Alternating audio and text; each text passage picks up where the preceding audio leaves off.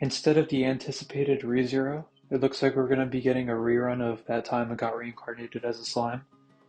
Just like the last rerun, we're going to be getting all 8 of the characters, along with some buffs and some new things added in between. So starting January 13th, we're going to be starting part 1 off with the first 3 units from the crossover, including Human Rimuru, Milim, and Benimaru. Starting off with Human Rimuru, his skill was buffed to now increase his arts by 20 with a 10-second CT. Overall, a very strong addition considering he did nothing before, and now he has 2 arts a second from his skill alone, allowing him to support the team quicker. His arts refreshes everyone's skills, and it heals and provides status ailment resistance to all allies for 10 seconds, while healing everyone's max HP by 35% from its previous 30%. A really good art for survivability, and the extra 5% heal buff wasn't too bad as well, making it ever slightly better to heal the team and make sure everyone stays alive. For his true arts, it does 40,000 water damage magic instead of 33,000. It lifesteals the damage from the true art by 3%, and it increases all allies' stats by 30% and autofills their arts gauge by 4 for 15 seconds instead of the previous 3 a second. Honestly, that increase from 3 to 4 arts a second makes him a lot better since his true art now gives the team 60 arts instead of 45. This means he'll make teams a lot more sustainable. Albeit his arts is Type E Arts Gen, so it's going to be competing with units like Draken, Mitsuya, and Yo. But the 30% stats up acts as a sort of heal that can keep the team alive. For passives, he has 30% fire resist, a unique passive of 2 arts a second, and 30% status ailment resist, and his newly added 5% equip CT down. The newly added equip CT down will help him overall as a supporter to get his equips back slightly faster, and his unique passive Great Sage will allow him to be more self-sufficient, and when combined with his skill, he'll have a passive 4 arts a second, meaning he's definitely going to be more efficient. Overall, he's now become an even better supporter that can help the team survive status ailments, and also provide a heal to the team as well as in his true arts. Definitely a really solid arts gen unit for any beginner or even veterans. Moving on to Milim, her skill wasn't buffed and still increases her arts by 30% for 6 seconds. Nothing really special here. For her arts, the damage was buffed from 13,000 to 22,000 fire damage magic. The break was increased from 2300 to 3500, and the effect duration was buffed from 4 seconds to 10 seconds. It also provides her with 2 arts a second for 15 seconds. A really strong buff to the duration of her reflect, which makes it a lot easier to reflect onto her enemies. And as one of the few units that can reflect, this increase in duration now makes her reflect just as long as Duran's true art. Some people are even saying that she can solo Ganon, the reason being that when she reflects, she doesn't take damage for a short time, and anything she does take is healed, since when she's near death, any damage she reflects will count as damage dealt, meaning she heals herself back. As for her true arts, the damage modifier was buffed from 44,000 to 60,000 fire damage magic, and the break was buffed from 4,000 to 7,000.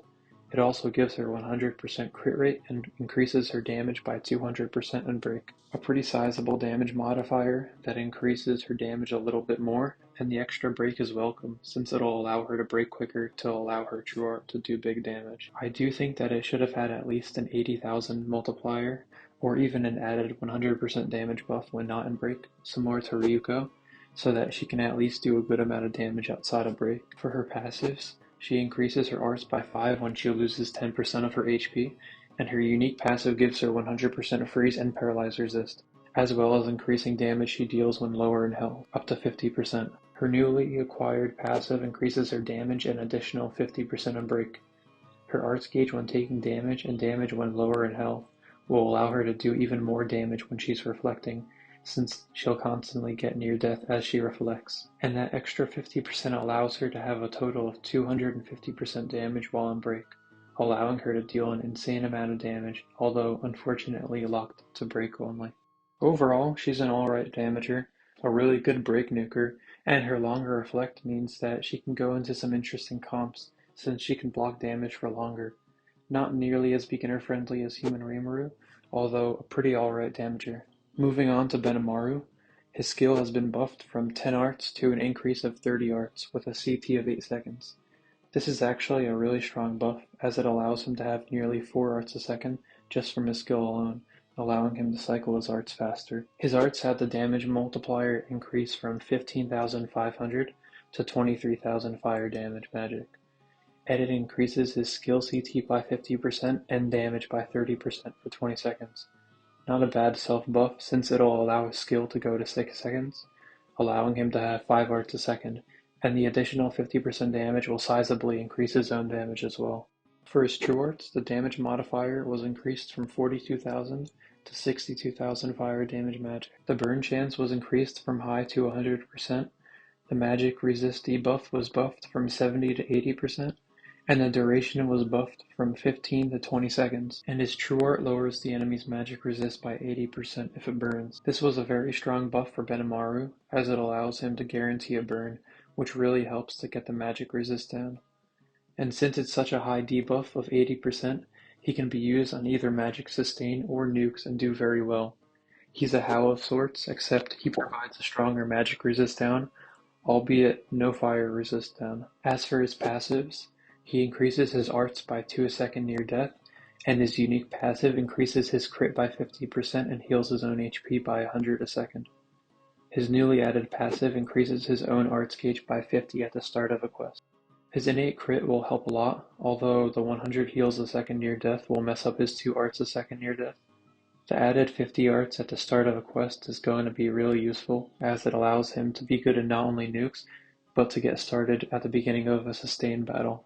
Overall, really solid buffs for him, and he's definitely going to see use in magic comps everywhere, especially in water and fire magic nuke teams, due to his high magic resistance debuff. For the rest of part 1, there's going to be the story quest where it will have 3 farmable equips. The equips are Benimaru's sword, magic steel mask, and Rimuru's clothes. Benimaru's sword provides some accuracy, although it has a high CT.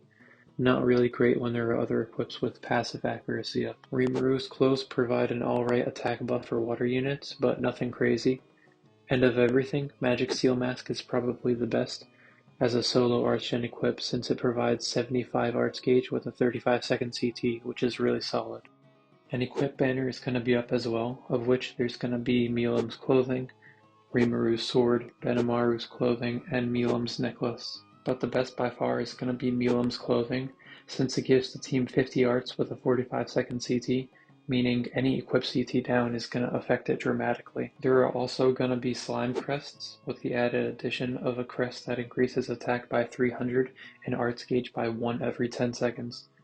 Not at all good, to be honest. Anyone playing will also receive the slime form Rimuru, but he's not really that great, although his 2 defense slots help to serve him as an equip meal. Helper rewards are also going to reset, and it looks like there's going to be luck gems this time. There will also be a crossover guaranteed ticket, meaning you'll get either Milim, Benimaru, or Himun Rimuru, albeit it's quite expensive. I think it's around $80. That's everything for part 1. Part 2 is coming on the 24th. I'll make another video detailing the units and everything else when it comes. Thanks for watching.